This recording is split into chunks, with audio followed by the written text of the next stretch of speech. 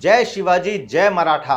सबसे पहले कमेंट में प्रातः स्मरणीय, परम पूजनीय, नित्य वंदनीय, चरण वंदनीय श्री स्वर्गीय बाला साहेब ठाकरे जी के लिए कमेंट में बाला साहेब ठाकरे जी की जय जयकार लिखें। और आज की इस वीडियो की शुरुआत मैं एक कहावत से करूंगा कि खिसियानी बिल्ली खंबा नोचे।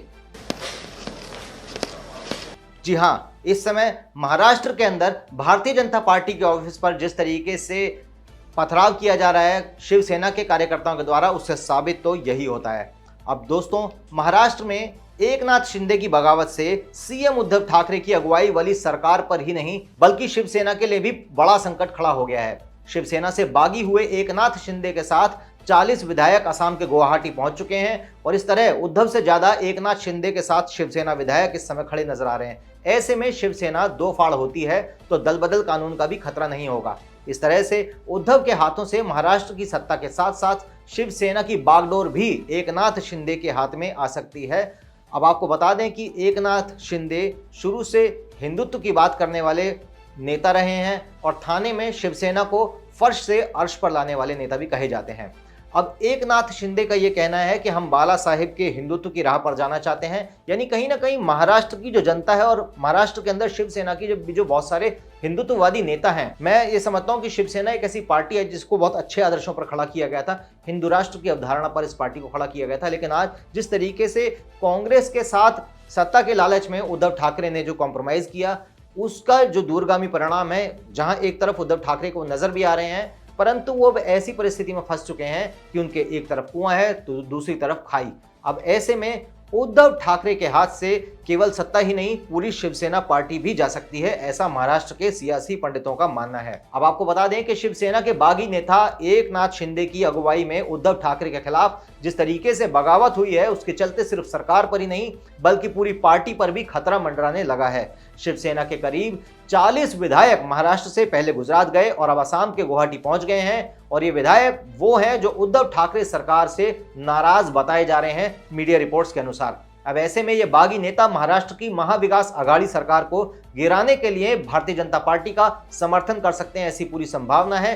बीजेपी ने उद्धव सरकार के अल्पमत आने का दावा किया है लेकिन खुद सरकार के गठन के मुद्दे पर फिलहाल Bharatiya Janata party wait and watch के मूड में है। अब आपको बता दें कि उद्धव से ज्यादा इस समय शिंदे के साथ विधायक हैं। 2019 के महाराष्ट्र विधानसभा चुनाव में शिवसेना के 56 विधायक जीत कर आए थे, जिनमें से एक विधायक का निधन हो चुका है। इसके चलते 55 विधायक फिलहाल शिवसेना के पाले में हैं, लेकिन एकनाथ शिंदे का दावा है कि उनमें से 40 विधायक उनके साथ पहुंच चुके हैं। ऐसे में ये सभी 40 विधायक यदि शिवसेना के हैं तो फिर उद्धव ठाकरे के लिए काफी बड़ा संकट है और इस तरह से एकनाथ शिंदे यदि कोई कदम उठाते हैं तो दल बदल कानून के तहत उन पर कोई कार्रवाई भी नहीं हो पाएगी।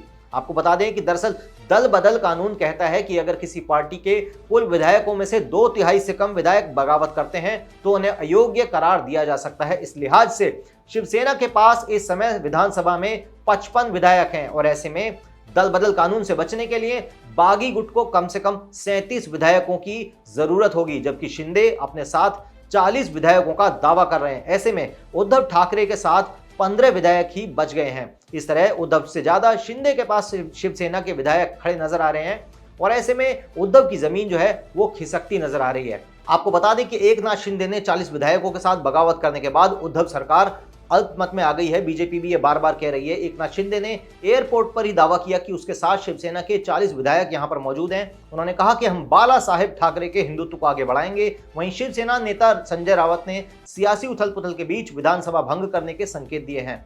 हालांकि उद्धव सरकार अगर विधानसभा भंग करने की सिफारिश करती है तो जरूरी नहीं है कि राज्यपाल उसको स्वीकार करें।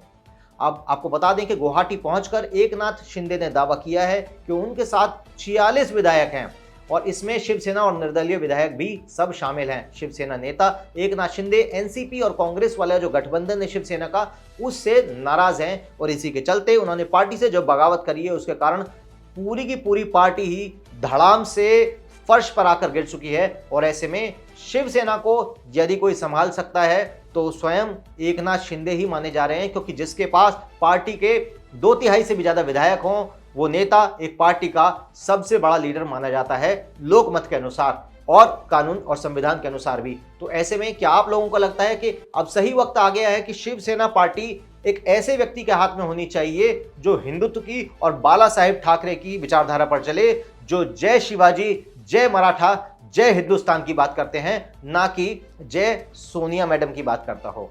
आप लोगों को अगर ये खबर पसंद आई हो तो चैनल को सब्सक्राइब करें और बेल आइकन दबाना बिल्कुल न भूलें। अभी के लिए केवल इतना ही। जय हिंद, जय भारत, नमस्कार, जय मराठा।